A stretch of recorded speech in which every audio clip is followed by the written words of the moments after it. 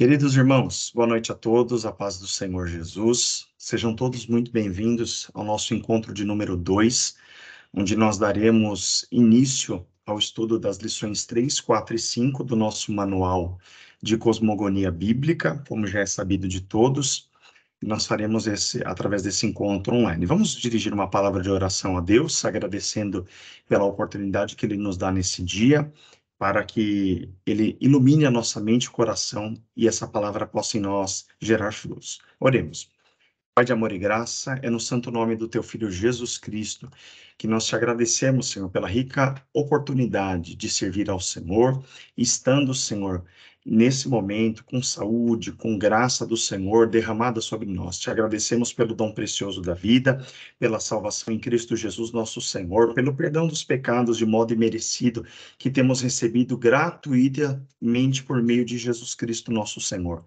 Pedimos a Ti perdão pelos nossos pecados, falhas, erros, palavras, todos os nossos tropeços, aquilo que não Te agradou. Tende-nos misericórdia por meio de Jesus Cristo. Limpa-nos, lava-nos, nos purifica, habilitando-nos para servir a Ti de modo agradável, que possamos ser recebidos diante de Ti com oferta de gratidão, Senhor, por meio de Jesus. Também pedimos e rogamos que o Senhor ilumine a nossa mente e coração, dê-nos a disposição para que possamos aprender de Ti, Senhor, e essa palavra possa germinar no nosso coração, fazendo-nos mais profícuos e produtivos para a obra e serviço no Teu reino, para a nossa vida devocional, pessoal, e que nós possamos transbordar isso para as nossas famílias também de igual modo. É o nosso pedido que fazemos a Ti agradecidos e confiados, no nome santo do Senhor Jesus. Amém. Graças a Deus. Vamos lá, meus irmãos, vou abrir aqui a nossa lição de número 3.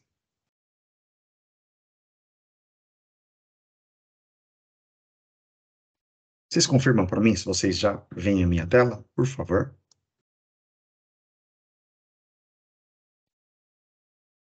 Sim. Amém. Vamos lá. Então, lição de número 3. Obrigado, irmãos. Algumas coisas importantes que a gente precisa pegar aqui como pensando aí na linha do tempo, tá? Que nós estamos estudando. Nós vimos nas duas primeiras lições o livro do Gênesis como um relato descritivo do que Deus fez, mas também do plano redentor dele, a partir da escolha má do homem, ele providenciar um meio redentor por meio de Jesus Cristo. Até aí ficou super claro, deu para a gente explorar bastante. Agora, a gente vai ver, através dessas lições, como os desdobramentos do pecado nas primeiras civilizações. A gente viu o resultado nefasto, negativo, no primeiro casal, e agora a gente vai ver nos descendentes imediatos de Adão, o que vai acontecer, que é o chamado mundo antediluviano, né? Então, Deus criou o homem à sua imagem e semelhança, a obra-prima da criação, deu a ele responsabilidades no cuidado com a terra, e Deus deu a ele capacidade moral de relacionamento e de postura. A partir dessa ordem, Deus deu para ele também a capacidade, o livre-arbítrio de escolha a partir de um teste moral que havia uma árvore no centro do jardim do qual ele não deveria se servir. Porém, dando ouvidos à tentação, e aí se você já puder deixar aberto aí na página 70, a gente vai entender agora que o homem toma uma decisão errada, desobedece a Deus, e a partir da desobediência, todo um castigo, ou melhor dizendo, toda uma consequência negativa vai se dar a partir daquilo que é a escolha do homem. Então vamos lá. Os cainitas, o desenvolvimento do pecado. Primeira coisa, quando Deus dá uma ordem, né, diz o texto bíblico que a serpente convence Eva, tentada pela situação, induz o marido a participar, ambos comem, sentem-se desnudos ali, leia-se aquela nudez, desnudados da glória divina. Deus os visita rotineiramente na viração do dia, e a partir disso, eles escondem-se, Deus chama por ele assume que havia pecado, comido do fruto, e a partir daí vem uma tríplice sentença contra o homem, contra a serpente, contra a mulher e contra o homem, cada um tendo a sua respectiva punição. E agora, como consequência, Deus diz também que eles não mais participariam de toda a beleza, de todo o movimento, de todo o desfrute que eles tinham no Éden, e expulsa eles do jardim, né? Lembremos que o texto diz que o Éden é uma coisa, o jardim do Éden é outro elemento. Então, eles são expulsos do jardim, são colocados à margem daquele lugar, Deus preserva aquele lugar com querubins, e o homem passa agora a sofrer, o objeto passa a sofrer as consequências imediatas do pecado. Primeiro, ele perde aquele lugar de perfeição. Na sequência, enquanto Deus vai sentenciando cada um dos elementos participantes do pecado, a serpente simbolizando Satanás, a mulher simbolizando o desejo e o homem simbolizando a humanidade, né? Adão como o primeiro de toda a humanidade, cada um recebe a sentença, mas Deus, no ato da sua misericórdia, já fala a primeira referência àquele que viria a ser o Salvador do mundo. Gênesis 3,15, o texto diz que da semente da mulher ou da descendência da mulher surgiria um que esmagaria a cabeça da serpente. Linguagem essa que vai ser utilizada novamente no livro do Apocalipse como fechamento histórico de todo o processo da redenção da humanidade para se retratar a Satanás. E agora, por conta disso, a gente vê um contraste muito diferente, diz o nosso texto. Quando a gente olha Gênesis 3 e Gênesis 4, são universos totalmente diferentes. Em Gênesis 3 ainda era a beleza, era a pureza, era tudo incrível, fantástico. Agora, no capítulo 4, a gente vê outra perspectiva. Diz aí o nosso segundo parágrafo. Eva parecia estar esperando o cumprimento imediato de Gênesis 3,15. Ou seja, quando ela suspira diz o capítulo 4, verso 1, e conheceu Adão, a Eva, sua mulher, e ela concebeu e teve a Caim. Essa expressão dela, alcancei do Senhor um varão, a expressão aqui, adquirir, obter, dar à luz ou alcançar, é como se ela já tivesse vislumbrando Deus levando a efeito a promessa da redenção já naquele primeiro filho. E aí eu até notei isso. Abalados pelo resultado nefasto, negativo da queda, Eva parece que agora ela dá uma atenção à voz de Deus diferente que ela tinha dado no capítulo 3. Enquanto ela prefere ouvir a voz da serpente, simbolizando Satanás, agora parece que quando ela alcança, ela fala assim: opa, Deus está cumprindo já o que ele havia prometido. Havia uma certa uma disposição, uma prontidão em atentar-se à voz de Deus através do nascimento de Caim. E aí a gente segue. Conforme o relato de Caim e Abel nos ensina, Deus se interessa mais pela pessoa do que pela oferta. Então o texto diz que, passado o cabo de dias, né, aqui eles bem possivelmente já eram adultos, já estavam trabalhando no cultivo, um cuidando da terra, outro cuidando de animais, já era o desenvolvimento da história humana. A partir desse desenvolvimento, o texto diz que ambos agora chegam-se diante de Deus trazendo uma oferta. E eu até publiquei alguma coisa na rede social nesse sentido, baseado nesse trecho. Quando a gente olha o relato do capítulo 4, a gente vê uma coisa interessante. Deus olha primeiro para o ofertante, para depois olhar para a oferta. Deus olha para aquilo que eu sou, para depois olhar para aquilo que eu faço. E aquilo que eu sou valida ou invalida aquilo que eu faço ou aquilo que eu dedico a Deus. Isso aqui é muito importante, irmãos, pela ideia de que Deus não se impressiona com aquilo que a gente apresenta, mesmo porque ele é um ser onisciente, ele sabe de todas as coisas. Deus jamais é surpreendido. Mas antes disso, Deus, no seu conhecimento pleno e completo de todas as coisas, nos conhece. E quando ambos, vale um comentário aqui, você vê que não existe relato ou prescrição de que Deus tenha ordenado a eles algum tipo de oferta. Mas parece que já havia um culto estabelecido. Lembremos que essa primeira civilização, nesse exato momento, eles ainda estavam um pouco distanciados de Deus. O curso do pecado ainda estava no começo.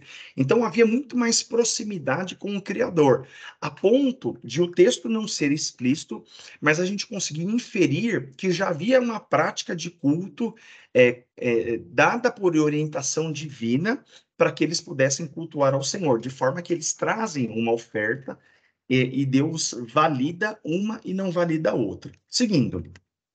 Então, quando eles vêm ali, Deus olha para eles e a partir daquilo que eles estavam entregando, diz no capítulo 4, versículo 5, que Deus atentou, verso 4, Deus atentou para a oferta de Abel, que trouxe dos primogênitos das ovelhas e da sua gordura. Deus atentou para essa oferta, mas para Caim ele não oferta, não atenta. E aí, a primeira coisa que a gente precisa ter aqui é o que, o que fez a aceitação de um e a negativa de outro não foi o que foi trazido em si, mas o coração dos ofertantes. O texto diz, quando ele vai fazer a referência à oferta de Abel, ele diz, ó, os primogênitos, a ideia do melhor, daquilo que tinha, daquilo que era melhor que estava aos seus cuidados, da gordura, ele traz ao Senhor. Enquanto Caim traz, o texto diz que ele trouxe o fruto da terra. Então, olha que coisa interessante. Os dois trouxeram coisas diferentes. Não é que Deus aceitou um, porque um era uma oferta animal, e o outro não foi aceito porque era produto da terra. Não. A ideia é, um teve o cuidado de, daquilo que ele tinha, ele ofertou o melhor. A ideia de primogênito é aquilo que vem primeiro, aquilo que é mais importante, aquilo que é melhor.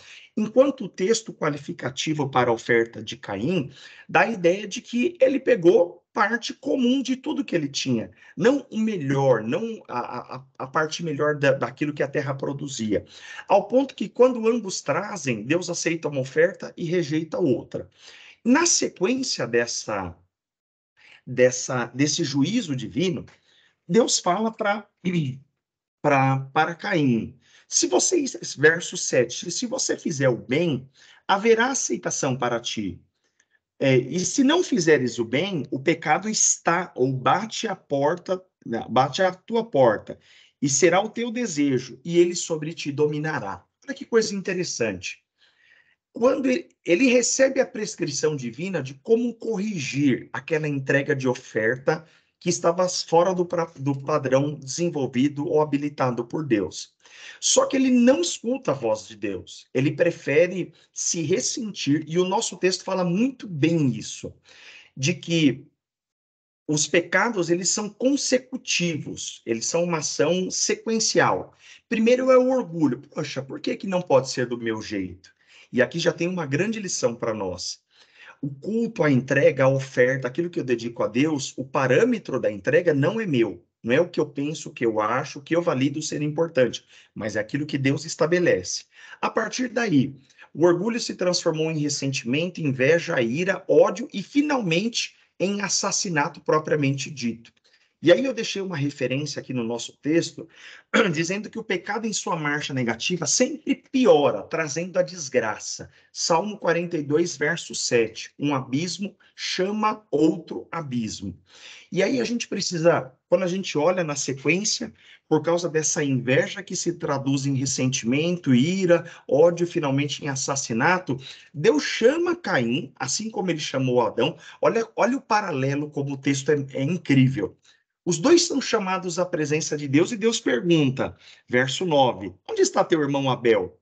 E aí, olha, ironicamente ele responde, eu não sei onde está meu irmão. Sou acaso eu guardador? Existe uma versão que traz a expressão tutor.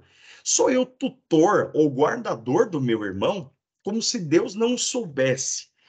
E aí, Deus dá a devolutiva a ele dizendo, por que você fez isso? O sangue, a voz do sangue de teu irmão clama a mim. Ou seja, nenhuma injustiça executada nesse mundo passa despercebida aos olhos do Senhor. E agora, eu anotei justamente isso. O pecado, ele endurece, anestesia o coração e a consciência humana. Você vê que Adão, lá no Éden, tem a mesma ideia. Quando Deus chama ele à responsabilidade, ele diz, foi a mulher. Quando a mulher é chamada à responsabilidade, ela diz, foi a serpente. É a ideia de que ambos personagens, tanto Caim quanto Adão, não se responsabilizam, não se assumem a parcela da responsabilidade própria, dada a consciência diante do pecado. E é isso, irmãos. O homem continua errante diante de Deus com essa postura impenitente de não não tem a autocapacidade diretiva de enxergar o seu estado pecaminoso, a sua classificação negativa. Mas vamos seguindo. Passado isso, vem a fala de Caim, que fala, e agora? Por causa disso, o meu pecado é maior que o Senhor não possa perdoar. Ele clama a Deus por misericórdia, ele diz, eu vou ser vingado, qualquer homem que me encontrar vai querer me matar. E agora, como um ato da misericórdia de Deus, Deus marca Caim de uma forma com que ele não fosse assassinado ou não fosse, de alguma forma, perseguido. Veja uma coisa interessante: o fato de Deus prover esse socorro não significa que Deus estava o perdoando, que Deus estava chancelando a postura de Caim. Pelo contrário, ele ainda estava aqui num ato de desobediência, mas a misericórdia de Deus atua para o preservar, dado o crime que ele tinha cometido. Seguindo, na página 71. O contraste entre Caim e Abel, né? O contraste e conflito. Vemos em pleno desenvolvimento o poder do pecado depois da queda, ou seja, os primeiros resultados imediatos das ações pecaminosas. E aqui a gente precisa entender algo importante. Não tem como fugir da consequência do pecado. Perdão e consequência são coisas distintas entre si. Deus perdoa no ato da sua misericórdia, da sua bondade, do seu grande amor. Mas isso não tira de nós o princípio da nossa responsabilidade ou das consequências que o nosso pecado gera. Por isso que Gálatas 6:7 vai dizer: não se engane o homem, aquilo que ele semear, certamente. Olha o qualificativo, ele diz: não é possível fugir da consequência, certamente ele ceifará ou cegará. Seguindo. Agora a gente vê lá a ideia, né, de Caim representando a descendência da serpente, Abel representando a descendência da mulher, a oferta recebida por Deus e a oferta rejeitada por Deus. Parágrafo de baixo.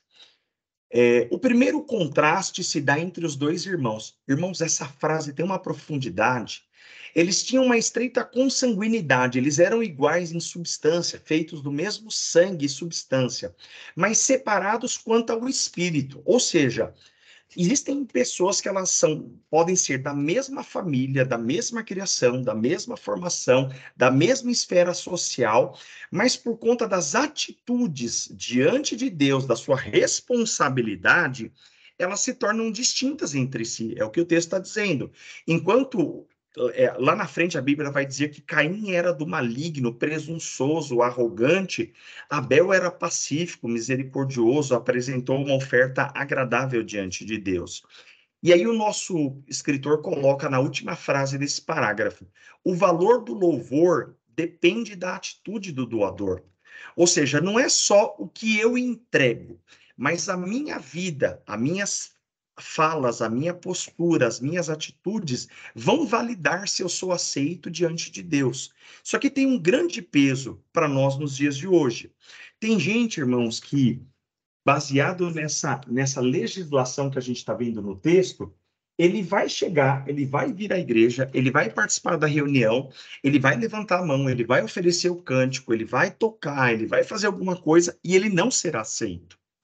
Porque Deus não aceita qualquer oferta. Deus precisa aceitar o ofertante primeiro para depois aceitar a oferta. Deus precisa me aceitar como pessoa, me dignificar, para que a partir daquilo que eu produza com a minha boca, com a minha contribuição, com as minhas mãos, a minha doação a Deus seja recebida a partir da aceitação do ofertante. Isso aqui é muito sério, muito profundo para nós. E isso é muito importante porque hoje olha-se muito mais para a entrega em si, ou seja, para a técnica musical, para a estrutura audiovisual, estrutura da igreja, a boa afinação de quem canta, a boa prédica de quem fala, da estrutura, de tudo aquilo que cerca. Só que isso tem papel secundário. Nada disso tem valor se a vida que está dedicando algo não for aceita por Deus. Então, a gente não tem que estar preocupado com a técnica, não que não seja importante, mas é secundário. Primeiro é a vida, depois é a oferta. Primeiro é a minha atitude e em alinhamento com o propósito divino, para que a partir daquilo que eu estou alinhado, Deus me receba naquilo que eu entregar para Ele. Bendito seja o nome do Senhor. Não sei se tem alguém aqui para entrar. Não, então vamos seguindo aqui. Pastor, por favor. É só uma colocação que o senhor falando, eu me lembrei de uma ministração que fiz sobre quem é Marta em tempos de Maria. E aí eu lembro, perdão, quem é Maria em tempos de Marta, perdão. E essa colocação foi muito boa, porque eu me lembrei que o Senhor não estava preocupado com o serviço dela, mas a forma que ela entregava, porque ela estava fadigada e preocupada com muitas coisas. E aí agora foi muito legal essa parte que o Senhor trouxe aqui de Gênesis, porque ele está preocupado com da forma que você entrega, igual Marta estava entregando, mas qual forma ela estava trabalhando, servindo ao Senhor? O Senhor não estava preocupado com isso, estava preocupado com a vida dela, com a intimidade com ele. E aí a gente vê o ponto aí crucial. E aí me trouxe essa lembrança, que eu achei muito importante. Acho que muito bem observado. Tanto quanto o que a gente faz é a nossa entrega primeira como pessoa diante de Deus. Então, o que chancela a minha entrega é a minha vida. Então, pegando paralelamente lá o texto, Marta estava preocupada em impressionar de alguma forma Jesus pela dedicação, pela entrega dela. E a própria figura de Jesus ficou secundária nisso. Né? Não é que Jesus despreza o serviço de Marta, mas Jesus diz: é mais importante a minha presença do que o que você vai fazer por mim. Então, a consideração, a presença dele tinha que ser maior do que aquilo que ela estava provendo para receber tanto ele quanto qualquer outro convidado e que seria recebido ali em Betânia. Mas muito bem observado. Seguindo, então, irmãos. Então, a ideia, página 72. O orgulho ferido de Caim expressava seu caráter. Ou seja, aquilo que a gente expressa, palavras, gestos, posturas, fala muito de quem somos. Então ele irou-se não apenas pela rejeição da oferta, mas ele se irou porque, olha que coisa interessante, se ele tivesse que ficar irado, ele tinha que ficar irado consigo. Poxa, por que eu não ofertei alguma coisa que fosse agradável ao Senhor? Mas ele fica irado com o irmão dele que tinha sido aceito. Então, ele passa a não olhar para si, mas passa a olhar para outrem, passa a olhar para fora. E aí ele fica indignado. Poxa, como assim meu irmão foi aceita a oferta dele? O que ele trouxe melhor? O que ele trouxe o que ele fez de especial a ponto de Deus o recebê-lo e não receber a mim? Será que não existe muito isso no nosso meio hoje? De pessoas que ficam preocupadas com a adoração do outro, com a expressão do outro, com a palavra do outro, em vez de olhar para si, que pode ser melhorado, que pode ser melhor entregue, como eu posso me dedicar melhor, como eu posso ser aceito diante de Deus, como eu posso fazer alguma coisa que seja agradável, em vez de me preocupar com o outro. Porque, primeiro, se a minha vida não estiver alinhada, eu não teria medida, métrica, né, para validar, para ajudar, para corrigir, para estender a mão para outro. Isso é muito importante, irmãos. Isso aqui é fundamental, diria. E aí vem a sequência, né? lá no próximo parágrafo, eu marquei no final.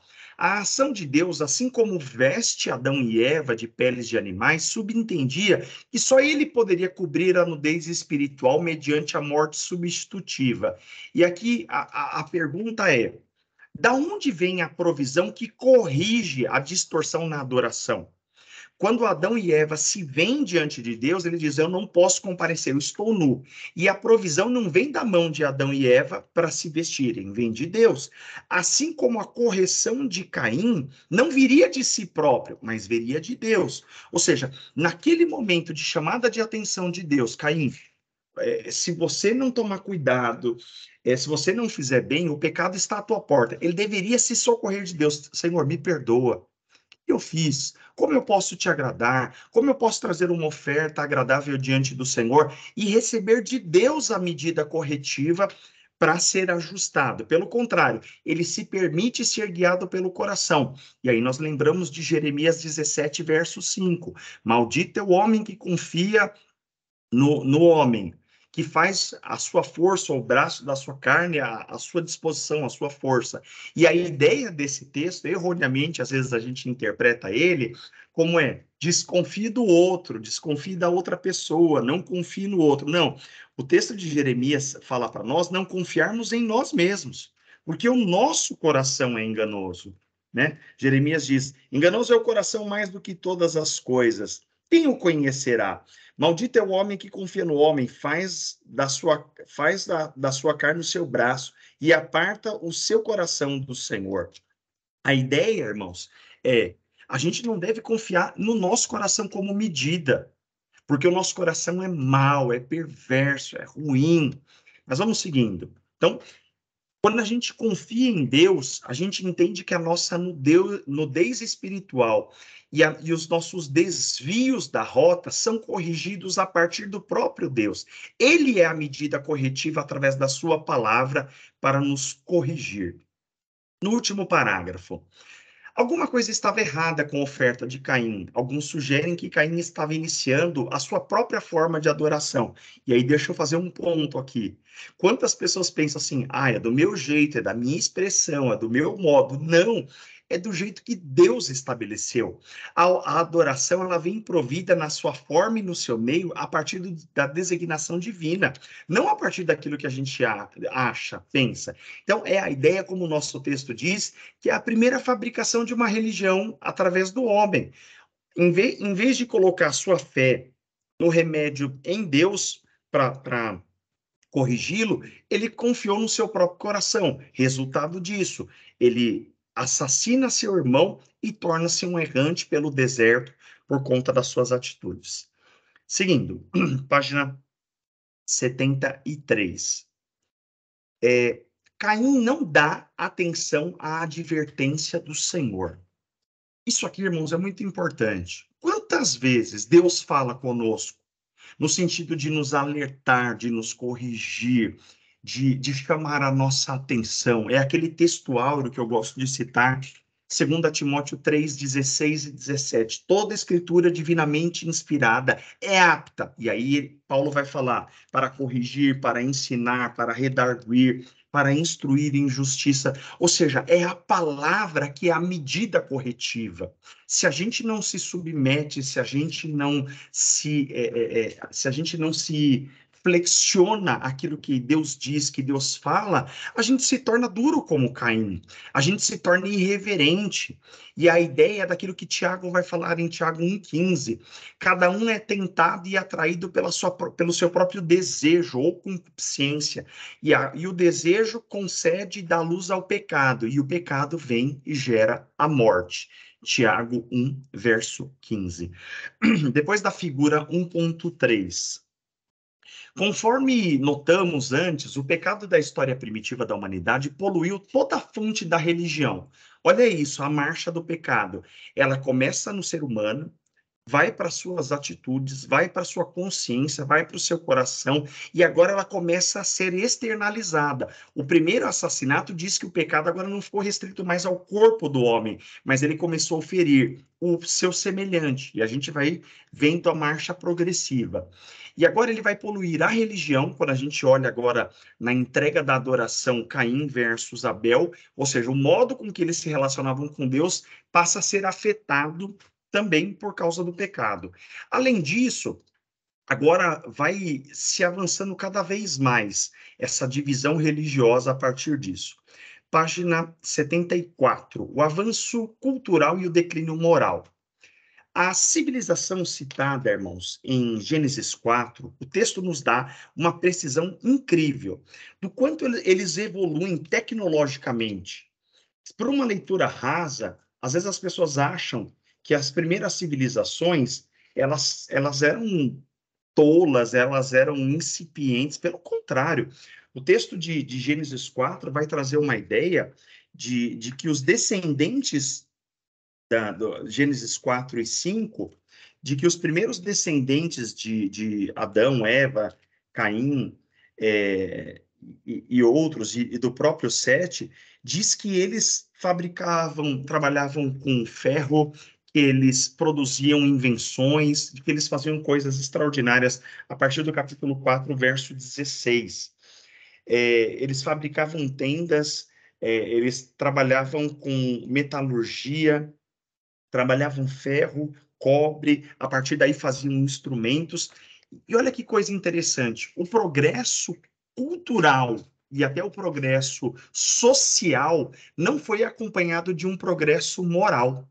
Ou seja, eles evoluíam tecnologicamente, a vida era facilitada a partir daquilo que eles faziam, das suas criações, a partir da experimentação das coisas que a inteligência deles produzia. Porém, a sequência do texto vai dizer que eles vão se tornando cada vez mais corruptos. E aí vai entrando a poligamia, a violência, a brutalidade. A gente vê um episódio aqui de um personagem e Lameque, que toma para si duas mulheres, torna-se polígamo e mata uma pessoa simplesmente porque teve algum tipo de diferença com essa pessoa. Então a gente vai vendo que existe um paralelo com a nossa sociedade, que apesar de toda a evolução tecnológica, de todo o avanço e progresso, olha o que nós temos hoje, a medicina, as vacinas, a gente teve uma vida prolongada por conta de tratamentos médicos, doenças que no passado ceifavam com facilidade a vida humana, hoje elas são preservadas a partir da medicina. As pessoas às vezes sofrem acidentes terribilíssimos e a medicina tem condições de tratar. Mas quando a gente olha para a moralidade do homem, a gente olha um homem mau, corrupto, assassinatos. A gente vê aqui, não precisa ir longe, não.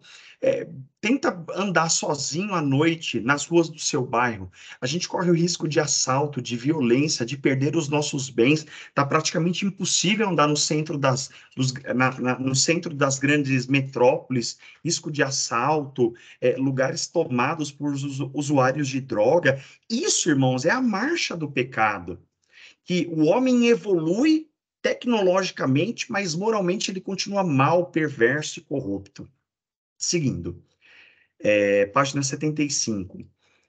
Os descendentes de Sete, né, desenvolvendo a adoração. Depois da morte de Abel e do fracasso moral de Caim, Adão e Eva tiveram outro filho, chamado Sete. Este é o substituto indicado, o pai da linhagem escolhida pelo qual o Redentor viria, a partir de Gênesis 4, verso 25, até a descrição do 6:22. E aí entra, irmãos, mais uma descrição. O capítulo 4, ele vai dar um detalhamento das gerações. E aí ele segue uma característica literária, e eu até coloquei essa característica literária, né, que ele cita, idade quando teve o primeiro filho, né, idade da paternidade, os anos remanescentes de vida, o nascimento de outros filhos, idade total e morte, é uma repetição. Quando a gente olha, parece até um texto meio maçante de ler, né? Parece que é repetitivo, só troca o nome do personagem e repete as mesmas informações. A ideia disso, irmãos, é um gênero textual dedicado para gerar memorização. Então, é um recurso literário que é feito na forma escrita para que eles pudessem gravar isso. Lembremos que a maior parte, até o momento onde Moisés está fazendo o registro, era a transmissão oralizada. Por favor, Wesley. E é interessante também a gente levar em consideração que isso traz provas de pessoas reais que existiram, trazendo a veracidade, né, da história. Então, essas pessoas que foram citadas, elas de fato existiram e elas estão atestadas aí justamente para que possa validar, né, e invalidar aquelas pessoas que tentam lutar dizendo que o Gênesis é uma grande fábula, que é uma coisa que não existe, né? Perfeito, excelente observação. Tanto fato que alguns descendentes, alguns personagens bíblicos, como Noé, como o próprio Abraão, Terá, pai de Abraão, ou Tera, como alguns citam, existem citações arqueológicas de placas que foram achadas na Mesopotâmia, na Babilônia, que trazem a citação dos nomes, as palavras com a mesma raiz, mas em outra língua, que dão justamente isso que o Wesley está falando, a comprovação arqueológica, a confirmação daquilo que o texto já traz na sua originalidade, como Deus é extraordinário. E aí, irmãos, na citação, né, nessa sequência, né, naquilo que parece ser algo maçante, lá no próximo parágrafo, na metade dele, aí que você está enxergando na tela, está assim, ó. Vemos um propósito inicial no estribilho, escrito, né? Tristonho. Todos eles são encerrados com "e morreu". Fulano de tal viveu tantos anos, teve filho, gerou filhas e filhas e morre. É a ideia de que não importa o tempo que passasse, no quase homens longevos que viviam quase 1000 anos, quase um milênio, ele sempre morria. É a ideia imediata de que a penalidade aplicada por Deus lá no Éden era irrevogável, a não ser que Deus tivesse intervido em favor do homem, né? Como diz Gênesis 6:23, o salário do pecado é a morte, mas o dom gratuito, a proposta de Deus é a vida eterna em Cristo Jesus, o nosso Senhor. Então, ele vai mostrando, irmãos, agora esse resultado. E aí, você vê a marca do capítulo 4, são assassinatos, crimes, morte, brutalidades, tudo definhando ou acabando de modo muito triste, tristonho, aí na morte de cada um desses indivíduos. E aí a ideia da sentença divina se materializando nessa sociedade antediluviana. Fatidicamente, uma vida sob o pecado se findava através da morte. Vamos lá, página 76, segundo parágrafo. A explicação de Delitzsch é que o clima... aqui, só para eu falar, né? Como eles chegavam em uma vida tão longeva, né? Matusalém vive 969 anos, Adão 935, tantos com facilidade cruzando a linha dos 900 anos. A ideia, irmãos, é que existiam condições climáticas naturais favoráveis àquilo. A gente está lembrando do período antediluviano, aqui, antes do dilúvio. E aí, irmãos, a ideia, quando a gente lê os capítulos os capítulos 2 e 3, que é quando Deus faz a criação, primeiro, a ideia aqui o texto diz que havia uma separação entre águas e águas, a porção líquida que cobriu o planeta e uma ideia de um escudo hídrico, eu citei isso na aula passada, que revestiu o planeta, que além de servir como uma adição à camada de ozônio no controle dos raios ultravioletas, também proporcionava ao longo do planeta a ideia de um clima tropical. Então, era um ambiente totalmente favorável para o desenvolvimento de uma vida longeva. Imagina um ambiente sem poluição, sem queimadas, com uma temperatura agradável durante todo o dia, sem essas variações térmicas malucas que a gente tem no tempo. Ora faz muito frio, ora faz muito calor, falta de chuvas ou chuvas em excesso. Então, essas condições climáticas favoráveis geravam as condições necessárias para uma vida longeva. Só que a marcha do pecado, o avanço do pecado, vai prejudicando até um ponto que Deus se faz necessário uma purificação dada por Deus através do dilúvio. Nesse intervalo, antes de chegar no dilúvio, já na página 77, Enoque e Noé, as testemunhas de Deus. Olha que coisa interessante. Guarda isso que eu vou falar. Em meio a todo caos, em meio a toda apostasia, em meio a toda incredulidade, Deus sempre vai manter, vai preservar um remanescente fiel. Por favor, Wesley, pode falar. Eu acho que eu acabei não vendo a sua mão aqui. Sem problemas. É só um complemento com o assunto anterior que o pastor estava falando a respeito da longevidade, que também é importante a gente lembrar que Deus dá a ordem de multiplicai-vos, né? E enchei a terra, que é uma coisa interessante que, assim, hoje nós temos aí uma média estimativa de vida de 80 anos de um homem, né? Imagina se um homem vivesse 900 anos hoje, fazendo filhos, né? Então, assim, eu acredito que também tenha um gancho nisso daí, né? É lógico que as causas naturais são triviais, né, para sobrevivência do homem com uma melhor qualidade de vida. Mas eu acho que também tem esse complemento da palavra do Senhor aí, que é encher a terra, né? Multiplicar. Perfeito. E uma coisa importante, eu acabei não citando, né, o tempo é limitado, né? Mas a pergunta natural que fica, o que aconteceria se não houvesse, né, o pecado não tivesse adentrado o mundo? Será que o mundo ia ser povoado até um limite de esgotamento e haveria hiperpopulação e uma consequente degradação? Nossa, é muito fácil explicar isso. Deus dá um limite, ó, crescei, multiplicar e enchei a terra. Essa última expressão, encher, é o seguinte: quando chegasse num limite satisfeito estabelecido por Deus, o ser humano ia parar de se multiplicar. Deus estabeleceria um limite sustentável para a vida humana dentro daquelas condições. Quando estabelecesse aquilo, não havendo a condição do pecado, o homem viveria de modo imortal, de modo feliz e harmônico com todo esse ambiente criado por Deus. Então é muito, muito importante. Mas Wesley responde de uma forma complementar muito interessante. Além disso, a longevidade, ela atende esse propósito também de o homem precisava viver mais anos para gerar mais filhos para popular o mundo também, né? Se o homem vivesse condições totalmente desfavoráveis, a humanidade talvez teria minguado e até se extinto. Mas o plano divino acompanha, o desígnio divino acompanha todas as coisas, inclusive em complemento daquilo que Deus estabeleceu como ordem. Boa observação. Então, voltando lá, Enoque e Noé, testemunhas divinas, página 77. Então, citei, né? Deus sempre mantém um remanescente fiel. Gênesis 5, apesar de todas as citações, ele tem uma sacada extraordinária. E andou Enoque com Deus, e Deus para si o tomou. A ideia um contraponto, enquanto o capítulo 4 vai dizendo, e morreu, viveu tantos anos, morreu. Enoque vive uma vida de retidão, agradável com Deus. E aí eu anotei, eu já preparei um esboço aqui de uma mensagem em cima disso, eu já tinha isso anotado e requalifiquei.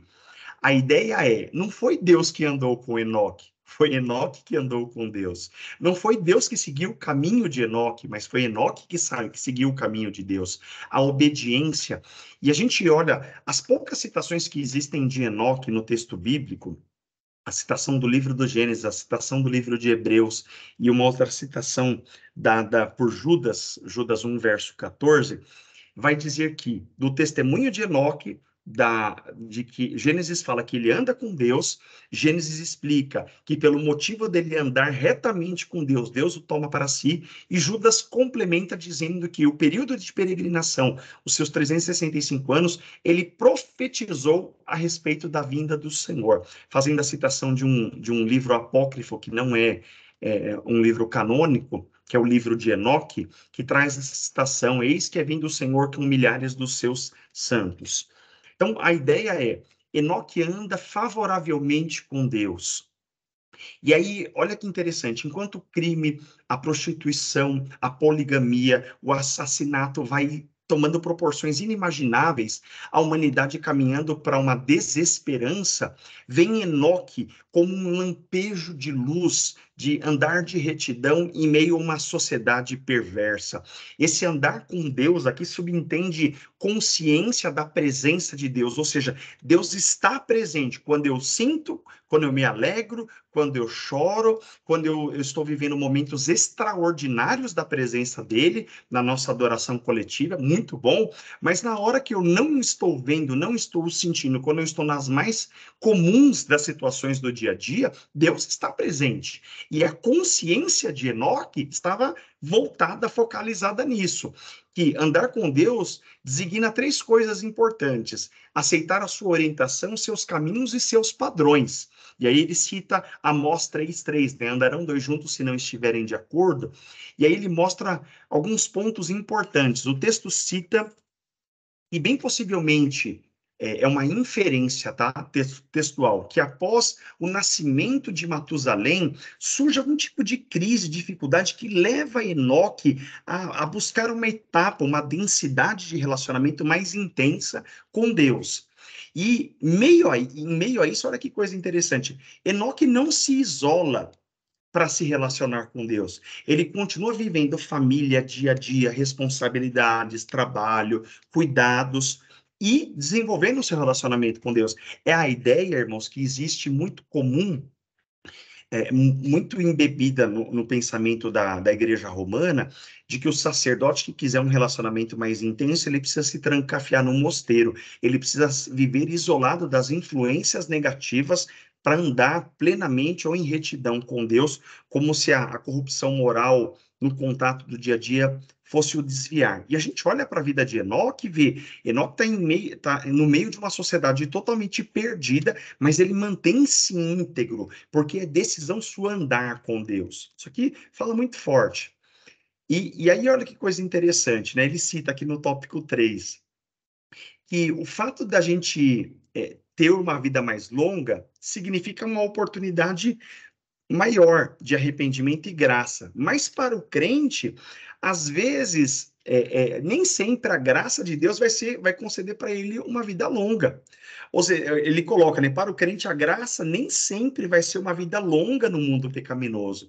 Uma pessoa que anda com Deus, Deus pode o tomar para si, sem que haja, do ponto de vista humano, aquela ideia, viveu uma vida longa, ele viveu os melhores anos, desfrutou de tudo que era melhor. Às vezes, Deus, na sua soberania, chama alguém para si que ele considera essa pessoa pronta para a eternidade. Isso aqui é muito importante a gente pensar, porque a gente tem um pensamento de que andar com Deus significa ter eu obedeço pai e mãe, eu faço tudo correto, logo eu vou ter uma vida longa, Deus vai me abençoar em tudo, e nem sempre isso vai ser uma realidade. Só um momento, irmãos, por favor.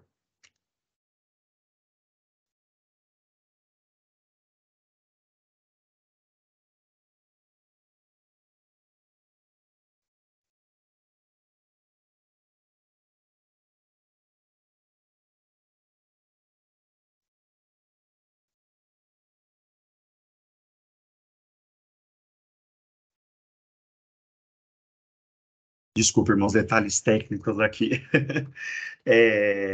Vamos lá, então, seguindo aqui, na página 77.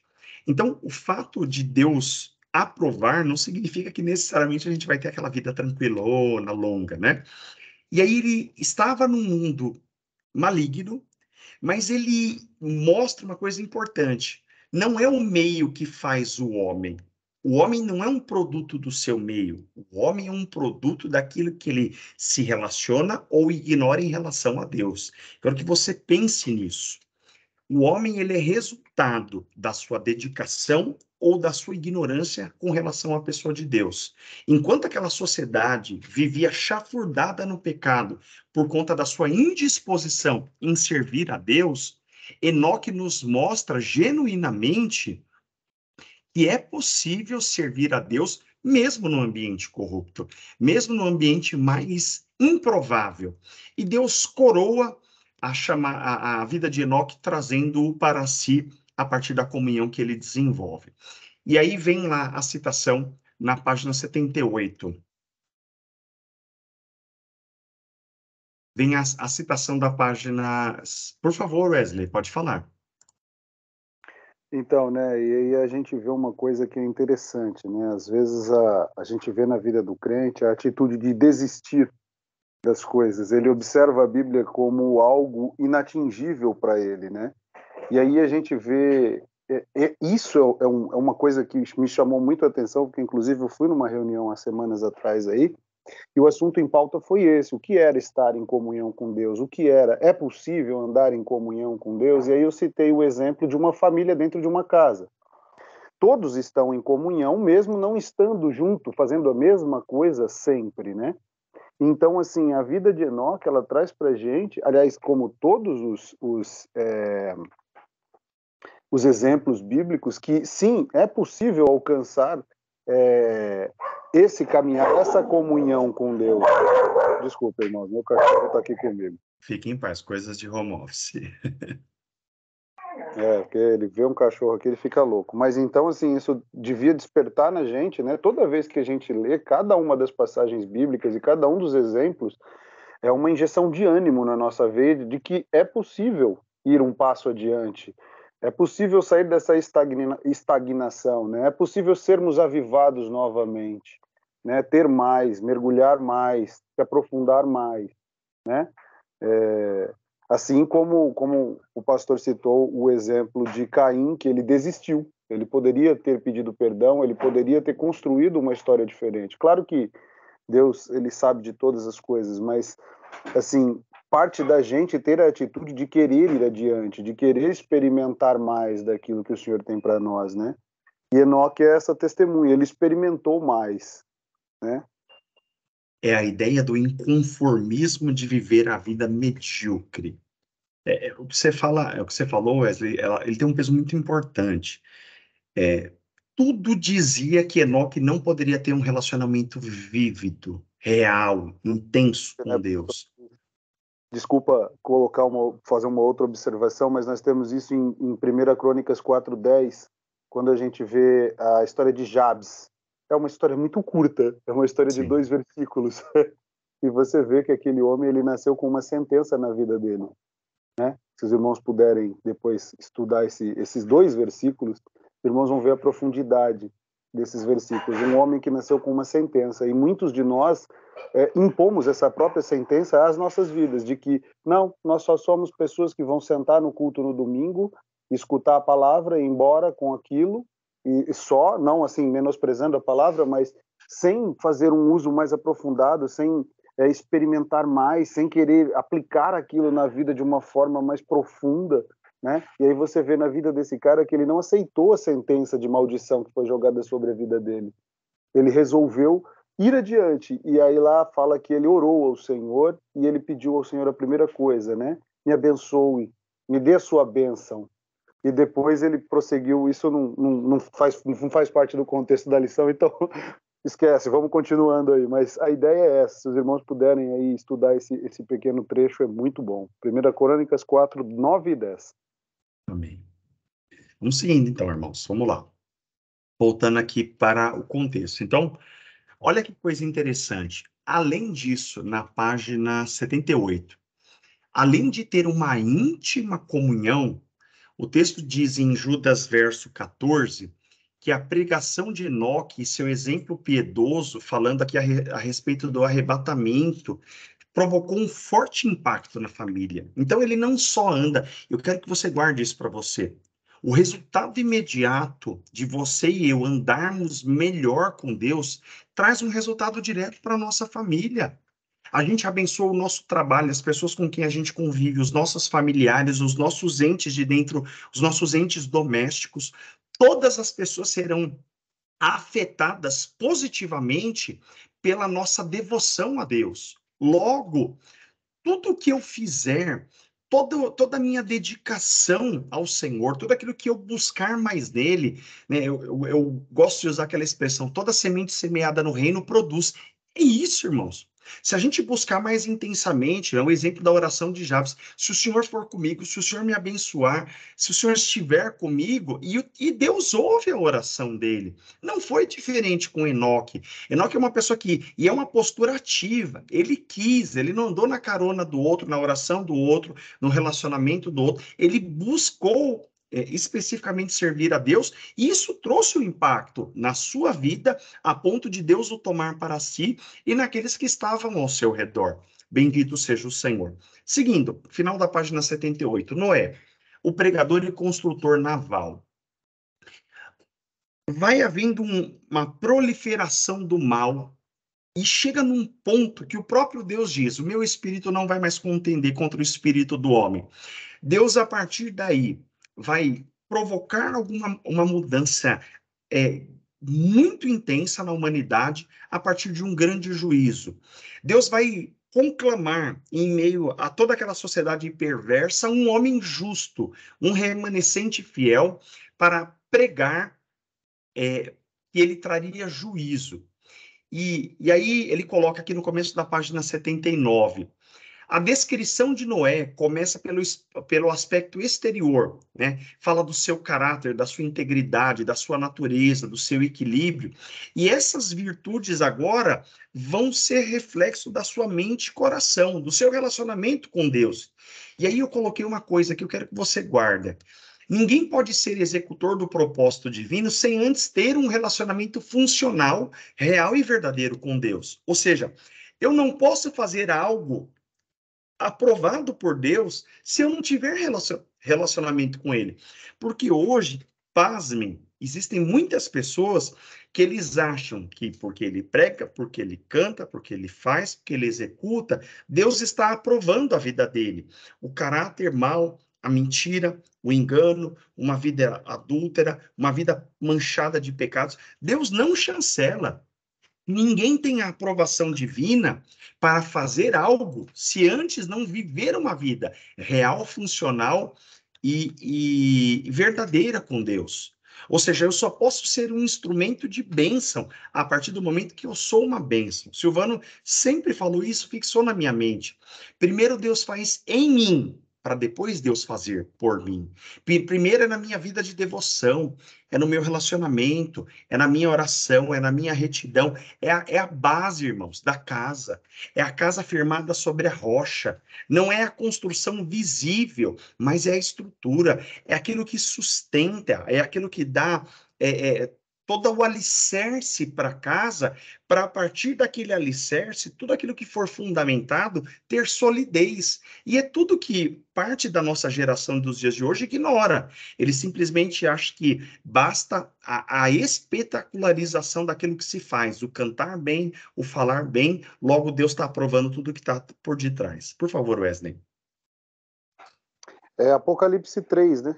Que vai falar da igreja de Sardes, quando Deus vira e fala: conheço as tuas obras, e tens fama de estar vivo, mas de está morto. Meu Deus.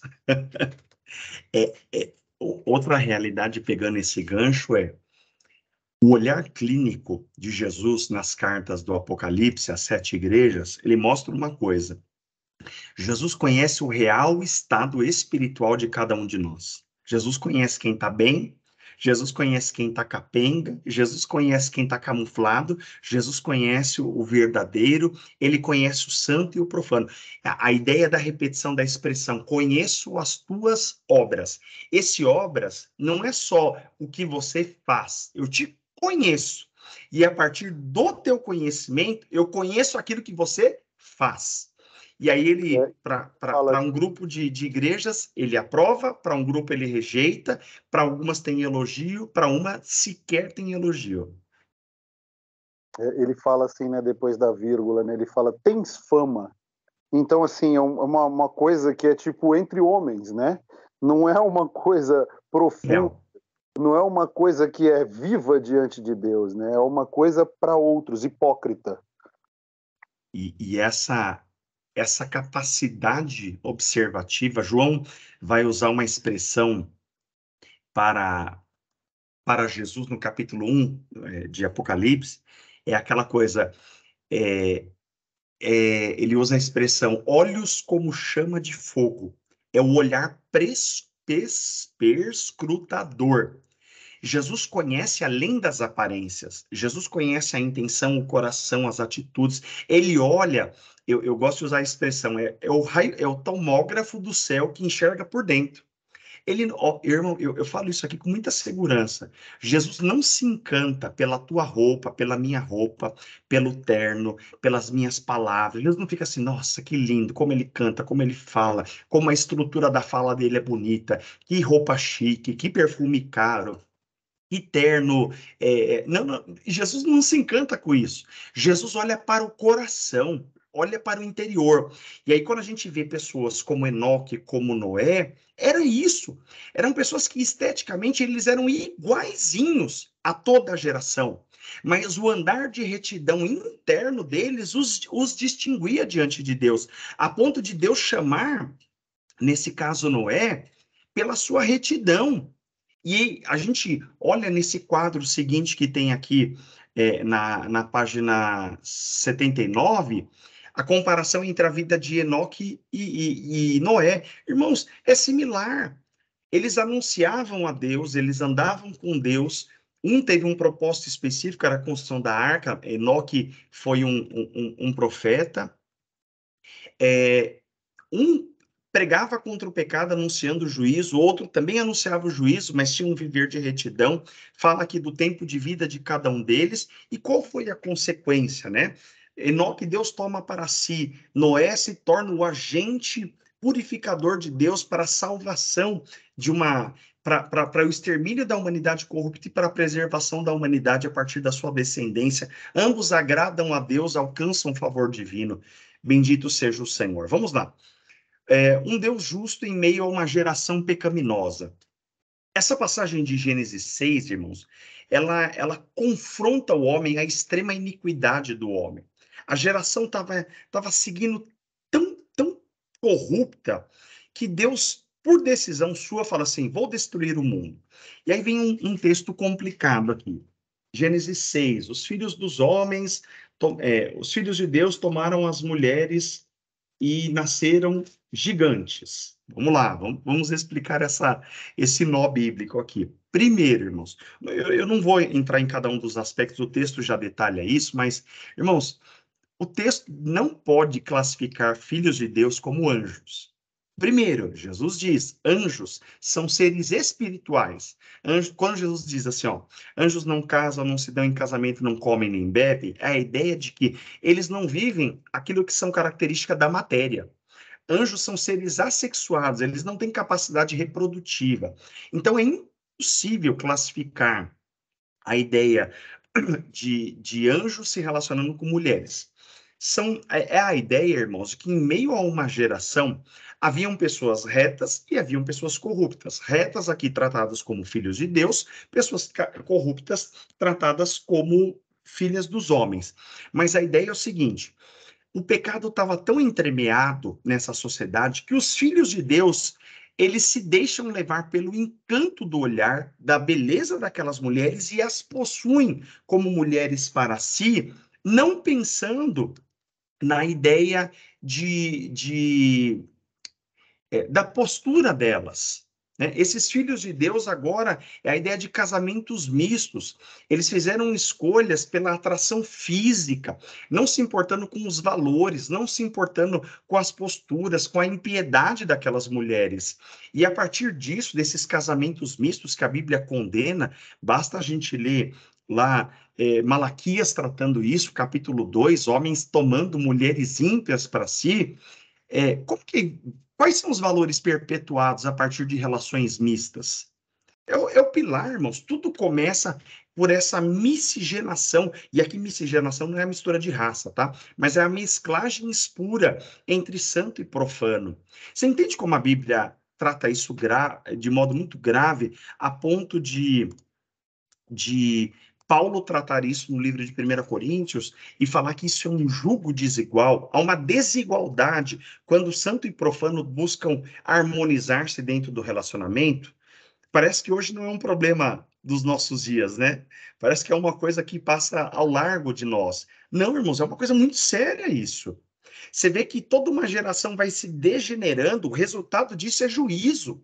Ou seja, Deus havia falado por Enoque, até chegar na vida de Noé, Deus vai dando a oportunidade. Gênesis 15, 16, é o limite da iniquidade sendo satisfeita.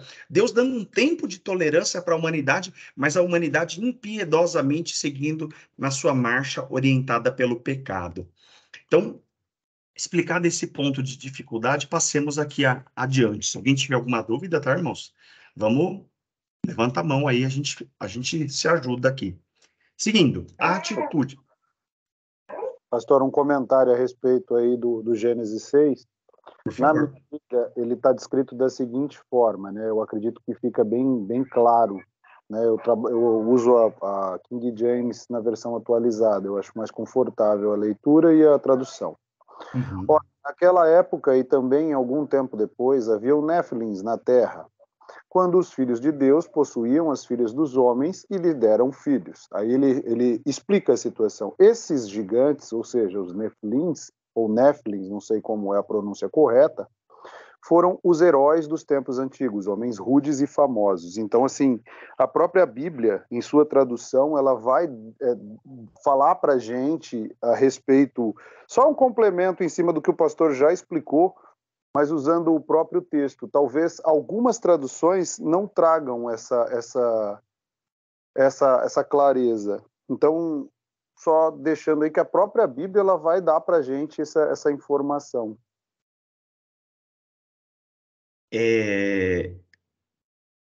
Uma coisa, Wesley, que é importante aí, pegando esse gancho.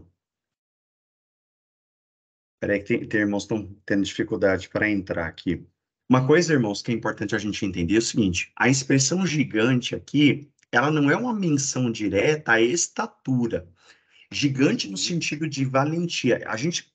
O texto do Gênesis, ele tem uma característica literária semipoética. Então, quando a gente olha para certos adjetivos que são utilizados no texto, a gente tem que entender que a gente está trabalhando numa língua diferente da original.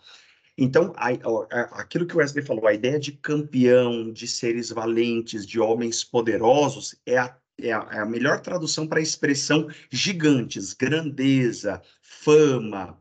Pode falar, Wesley. O que também, pastor, em complemento ao que o pastor falou, e já assim, deixando mais claro o que eu quis dizer, não quer dizer que estes homens que são citados aqui como gigantes foram os heróis dos tempos antigos, que foram homens bons, né? Sim. Porque, assim, a Bíblia nunca vangloria o próprio ser humano. Ele nunca leva em consideração como uma atitude boa quando o ser humano faz da sua imagem algo de exibição, né? Então, aqui, quando fala esses gigantes foram heróis dos tempos antigos, homens rudes e famosos, não quer dizer que eles foram homens bons. Quer dizer que eles foram notados pelos demais, né? Mas sim, não sim. se destacaram, né? Mas não por sua bondade. É igual quando a gente vê a referência lá na frente a respeito de Esaú, né? Perfeito, perfeito. O fato deles serem notáveis não é uma chancela moral, né, da atitudes. Por favor, pastora, pode falar.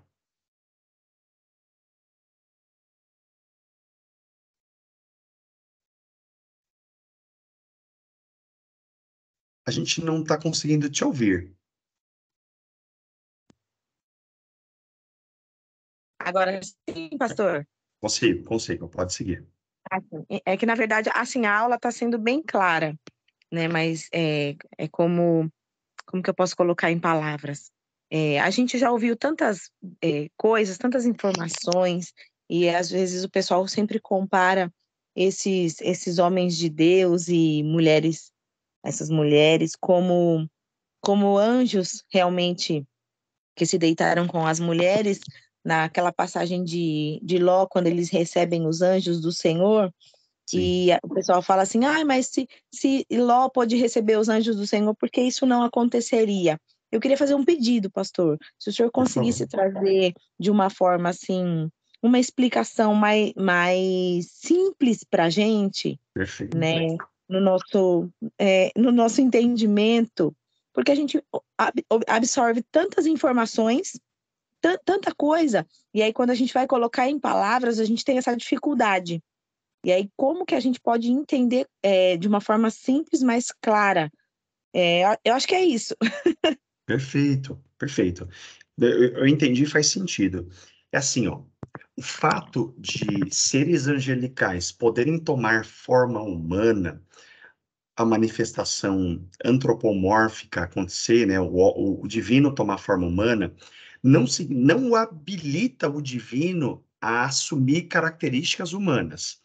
Então, é diferente, assim, ó, eles assumiram a forma humana, mas não significa que eles se tornaram humanos plenamente. Isso aqui é importante a gente entender. As manifestações de seres angelicais vistos em forma humana, como Ló recebeu e outros indivíduos, era para que eles cumprissem objetivos específicos divinos, mas não fez dele, eles não se tornaram seres humanos, eles assumiram a forma. É muito diferente. Eu acho que é forçar muito o texto, usar uma situação paralela como exemplo de Jó, para tentar qualificar aqui. Porque assim, ó, existem expressões, porque assim, o que a gente precisa entender? O princípio básico da hermenêutica, da doutrina da interpretação do texto, diz que a Bíblia explica a Bíblia. Se Jesus, que é Deus, que é autoritativo, que é a maior autoridade, diz que anjos não podem casar no sentido de viver experiência sexual e reprodutiva, não existe palavra maior que essa expressão. Então, diante dessa fala de Jesus, qualquer argumentação de que os anjos poderiam reproduzir-se, e aí tem algumas pessoas que vão até além e falam que aqueles espíritos em prisão que Pedro vai citar são esses anjos caídos, que houveram duas quedas, a queda primaz de Satanás e uma segunda queda de seres angelicais que se deitaram. Não existe a menor embasamento bíblico para a gente fazer essa afirmação, mas não sei se eu consegui ser. Eu sempre acabo sendo prolixo na minha fala. Tá Tá. claro, porque realmente tem essa confusão. Ai, mas se eles foram vistos como homens, por que não conseguiam fazer? Então, realmente tá bem claro mesmo essa explicação. Obrigada, viu, pastor? Desculpa. Claro, que isso, pelo amor de Deus, a gente tá. É o que eu falei para você, essa lição aqui, ela ia me agarrar tanto que se eu começasse nela, talvez a gente não avançaria nas demais. Mas vamos lá, vamos seguindo. Então, falando, Pastor, por favor, quem me chamou? é a Daiane. Pode falar. Pastor, eu vou ter que falar, porque eu aprendi lá no médio um pouco disso também, então eu acredito que acho que o professor não foi claro, ou eu não sei o que dizer, Você tem que porque me contar que núcleo que você fez, que na aula passada você me contou uma barbeirada dele aí que é difícil de aceitar, viu? então, acho que ele viaja muito, mas deixa eu explicar para o senhor, porque, eu até hoje imaginava assim, quando fala desses anjos que se relacionou com as mulheres, Não, ó, ele vamos lá. trouxe. O texto não fala anjo. Eles falam assim, ó, os filhos de Deus tomaram as filhas dos homens. O texto em momento algum fala anjos, cuidado. Ah, tá, entendi. Aí falaram para mim que era anjos. E aí falou que ele se relacionou com essas mulheres. E aí a pergunta da sala da época era por que existiam os gigantes. E por que eu tô fazendo esse questionamento? Porque falou que os gigantes, gente, para vocês entenderem aqui, os gigantes, ele era descendência dessa situação aí. Um exemplo lá, quando Davi lutou com aquele gigante, entendeu? Eles eram um ser bem diferente, um ser humano bem diferente, porque lá atrás havia esse relacionamento com esses filhos de Deus que se relacionaram com essas mulheres. Só para me dizer que ficou uma confusão na minha cabeça, Já e percebi ela aí mesmo. entendeu? E aí, gente, não sei se vocês já ouviram isso, tá? Mas eu ouvi. Porque falaram que através desse relacionamento aqui que nós estamos estudando hoje, foi que nasceram esses gigantes aí que vinha de outra terra, né? E tinha aquelas lutas na época de Davi. Quando ele foi lutar com o gigante, era descendência desse capítulo aqui, tá? Tá, Então, eu sei que pode ser uma salada, mas é uma coisa que veio eu vi na sala, né? tá bom. Então, pode ser que é isso. Tá. Ó, vamos desfazer essa salada. Primeiro, já existe um erro primário em quem faz essa afirmação. Porque esses descendentes aqui, eles morrem no dilúvio. E é impossível Golias ser um descendente direto desses gigantes. E aí, voltando na expressão, vamos cunhar ela de novo. A expressão gigante aqui, ela não faz uma referência à estatura. Wesley bem frisou uma tradução que a King James traz, a minha traz como nota de rodapé, a ideia que gigantes eram seres valentes da antiguidade. Então, a expressão gigante, a gente tem como pensar na estatura. Ah, então eles tinham 3, 4 metros de altura. A ideia era, bem possivelmente, homens de batalha, pessoas que tinham eram voltados para o conflito, ou eram homens rudes, como Wesley citou, e por causa desse comportamento deles, da força, da impiedade, de serem homens da luta, eles eram tratados como esses valentes gigantes. Então, assim, a gente tem que tomar muito cuidado em não afirmar aquilo que o texto não diz. O texto faz uma colocação, que eram gigantes, aqui, né, na tradução, Nefilins, né, que é a tradução da palavra hebraica, eu faço uma indicação para vocês, eu vou até escrever aqui no chat, tem um aplicativo para, eu não sei se, o meu é Android, tá? Não sei se tem para iOS, que é a Bíblia Strong, ela vai trazer o texto, ó, escrevi aqui para vocês no chat, você pode baixar esse Excelente, aplicativo. Strong. Você baixa o texto, ela está em língua portuguesa, e é que vocês não vão conseguir enxergar a minha tela. As palavras que estão azul, se você clicar nela, ela abre a palavra escrita no hebraico, aí tem a escrita quadrática, ela tem a pronúncia e ela tem o significado. E quando a gente vê aqui Gênesis 6, coincidentemente já abriu justamente nesse texto. Quer ver? Ó, gigantes. É a palavra Nefilim, no sentido de valentes de guerra. E aí ele abre lá o dicionário Strong, que é uma catalogação de palavras do texto bíblico. Então, vale a pena se utilizar esse tipo de aplicativo para consulta, tá, irmãos? Mas assim, primeiro, vamos desmistificar. Não são gigantes literais, não são valentes de batalha, em que vai se usar poeticamente a expressão gigante para denotar a valentia, a grandiosidade que eles alcançaram do ponto de vista natural, ok? Tá? Eu vou seguir aqui, tá, bro? Tá, irmãos? Vamos lá. Atitude e ação de Deus, a partir de Gênesis 6, de 1 a 8. À medida que o pecado foi crescendo, e aí vem o texto aqui, o texto vai dizer, né? E arrependeu-se Deus de ter feito o homem. Aí, Gênesis 6:6. Vamos explicar aqui, irmão. Peraí, será que Deus ficou coçando a cabeça assim? Meu Deus, o que que eu fiz? O que que eu fiz? Ó, isso aqui, irmãos, eu vou colocar aqui, ó. Antropopatismo. Antropopatismo é a ideia quando você atribui um sentimento humano para o divino. Pensa assim, ó, o Gênesis é uma narrativa, é um texto descritivo.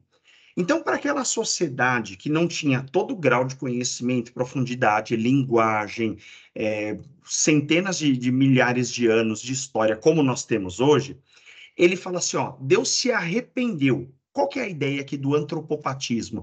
É você emprestar o sentimento de pesar. Quando você faz alguma coisa e ela toma um rumo diferente do que você gostaria, isso te causa um pesar. Para a língua portuguesa, o texto vai falar que Deus se arrependeu. A ideia aqui, irmãos, é pesar, ter pena, ter compaixão, lamento, arrependimento. Mas não é esse arrependimento de, poxa, fiz besteira. É pesar de que Deus não tinha esse propósito para o homem, mas como ele cria o homem como um agente moral livre, capaz de tomar decisões e escolhas, e o homem agora escravo do pecado, e Deus vendo como que o mundo caminha a partir daquelas escolhas negativas, Deus se entristece a partir disso. Isso é antropopatismo. É quando a gente empresta a figura do sentimento, antropos, homem, patismo vem de sentimento, quando a gente empresta sentimentos ao divino. E existe a figura do antropomorfismo. Esse do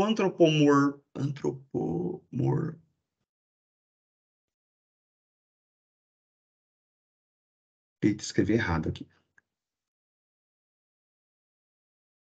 O antropomorfismo é quando a gente usa, por exemplo, assim, ó, o olho de Deus, a mão de Deus, cabelo de Deus.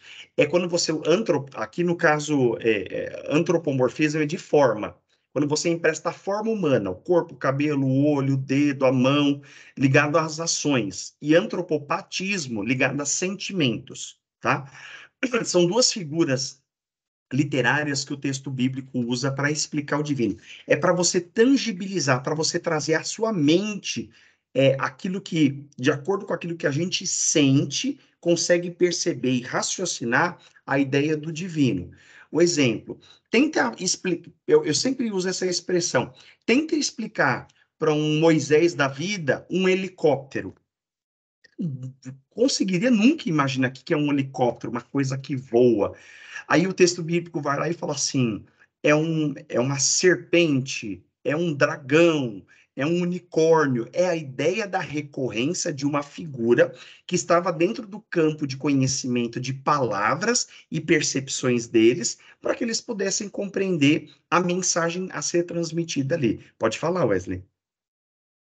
E também deixar claro para a gente, né? Quando a gente pensa na palavra arrependimento, lembrando dos atributos de Deus, que Deus pode prever as coisas antes de elas acontecer, que ele sabe, né? Ele não pode prever, desculpa, eu usei muito mal a palavra. Ele sabe. Para nós faz sentido prever. Deus vê antes do que aconteça, para nós, não para ele. Engraçado depois que você soa lembrando dos atributos de Deus, né? Mas Perfeito. quando a gente pensa no arrependimento, a gente também pensa numa mudança de direção. Perfeito. Né? Então, assim, como a gente vem usando assim a mesma lógica da transliteração, é querer dizer algo, né? Perfeito. Que não é compreensível na nossa linguagem, de uma forma que nós possamos compreender. Então, assim, Deus, daquele momento em diante, ele mudou de direção para nós. Ele mudou para nós a direção, mas ele não se arrepende, ele não muda de ideia, né? Ele já sabia das coisas, tanto que Jesus foi provido bem antes, né? Perfeito. Bela observação. Então, a gente conseguir explicar aqui a figura do antropopatismo, né? O caminho agora, o pecado estava desencaminhando e agora Deus, é o que o Wesley falou, Deus vai mudar uma chave aqui por conta disso. Deus deu oportunidade de arrependimento, não houve, Deus vai manifestar juízo a partir disso. Primeira ação de Deus. O texto diz que Deus vai limitar a vida humana a um padrão de longevidade menor, 120 anos, Gênesis 6:3. A partir disso, por conta do... Peraí, tem alguém que vai entrar aqui. Ah, pastor.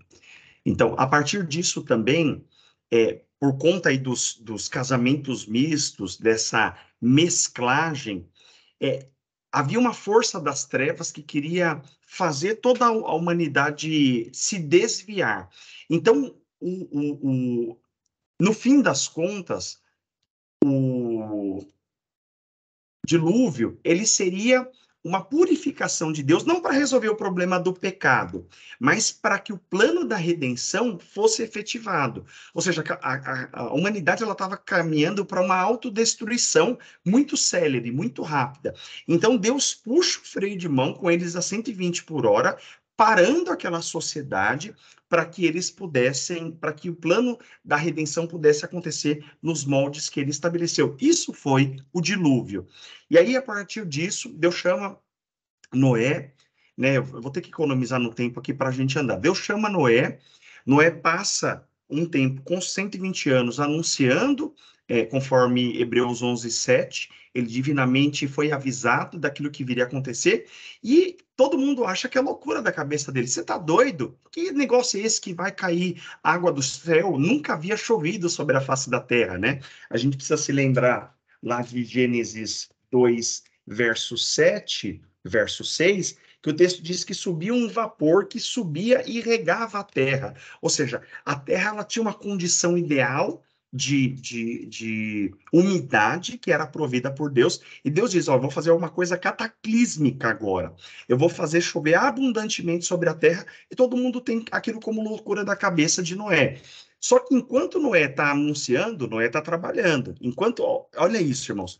Noé, ele não perde o foco da chamada da pregação, nem do cuidado da família. Uma coisa não pode anular a outra. Isso aqui tem uma aplicação muito prática. Eu e você podemos ter sido chamados por Deus para sermos instrumentos de anunciação da salvação e do juízo divino, mas isso não pode impedir o nosso cuidado com a família. Deus fala para Noé, Noé, construa uma arca, coloque dentro dela você, sua mulher, seus filhos e as mulheres dos seus filhos. Quando Deus fecha a arca, quem está lá dentro? Noé, a mulher, os filhos e as mulheres dos filhos. Isso aqui, irmãos, não perca de vista. O cuidado com a igreja, com a obra, com a chamada, com a vocação, não pode ser maior que o valor de cuidado com a tua família. Noé nos mostra isso, de que ele não perde a família em detrimento do sucesso do ministério. As duas chamadas andam em harmonia. Cuidado, isso aqui é perigoso. Seguindo, olha toda a preparação. Os animais são enviados, são sensibilizados por Deus. Noé vem, coloca os animais dentro da arca, prepara nas medidas que são estabelecidas por Deus, e a partir disso o dilúvio vem e é manifesto. Toda aquela geração é extinta e apenas a família de Noé é preservada. Aproveitando que deu 9 horas em ponto e que a gente terminou a lição de número 3, vamos fazer um intervalinho aqui, 5 minutos, a gente toma uma aguinha, corre aí no banheiro, e a gente volta agora para fazer... Eu não vou conseguir fazer a lição 5, eu tenho certeza disso, eu preciso correr aqui com a lição 4, fizemos a lição 3, né? Fazer a lição 4, e eu vou tentar dar umas pinceladas assim. Vamos fazer, irmãos? 9:01, a gente volta 9:06, tá? Eu vou parar aqui a minha câmera e a gente volta em 5 minutinhos.